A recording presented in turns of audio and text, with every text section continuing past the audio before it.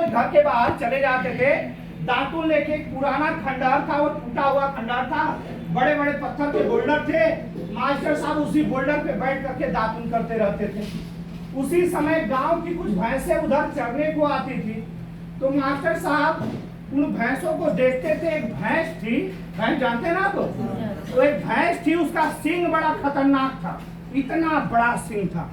अब मास्टर साहब जैसे भैंस को देखते तो यही सोचते, यार इस भैंसिया सिंगिया में कोई फंस जाए तो क्या होगा। क्या सोचते, इस भैंस के सिंग में कोई फंस जाए तो क्या होगा। और कहा जाता है कि जैसा आप सोचते हैं वैसा ही आपके जीवन में घटित होता है, ये सुनो।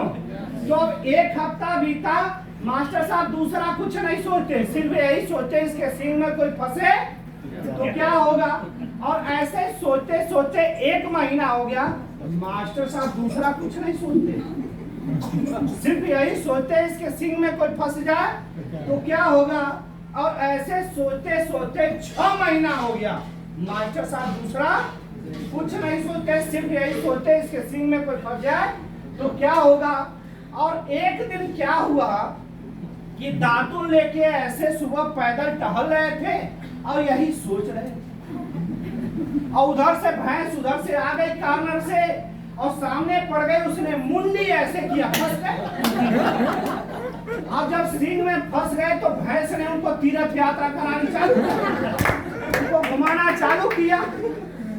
अब कुछ दूर तो वह घूमे, गांव के कुछ पढ़ाए हुए यंग बच्चे थे, किसी तरह से मास्टर साहब को सिंग में से भैंस को पकड़े और सिंग में से बाहर निकाले। और बाहर निकालने के बाद मास्टर साहब को एक तख्त पे लिटाए, हवा पानी दिए, छींटा मारे। थोड़ी देर बाद मास्टर साहब को होश आया, तो अब बच्चे पूछने लगे, मास्टर साहब अब भैंसिया सिंगिया में कैसे फंस गए? मास्टर साहब कुछ बोलबे न करे। और बच्चे बार बार मास्टर साहब से पूछे, मास्टर साहब भैंस सिंग में कैसे फंस गया? आपने सोचा नहीं क्या? अब मास्टर साहब को भी नहीं रहा गया, उन्होंने कहा, बे साले 6 महीना से वही तो सोच रहा था, 6 महीना से वही तो सोच रहा था, तो जैसा सोचे वैसा हुआ। इसीलिए मैं कहता हूं कि नजर बदल के देखो नजारे बदल जाएंगे, और सोच बदल के देखो सितारे बदल जाएंगे।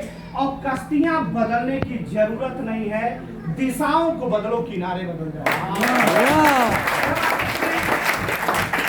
नजरिए को बदलते हैं तो आपका नजारा बदल जाता है। जब आप अपने दिशा को बदलते हैं तो दशा ऑटोमेटिक बदल जाता है। बात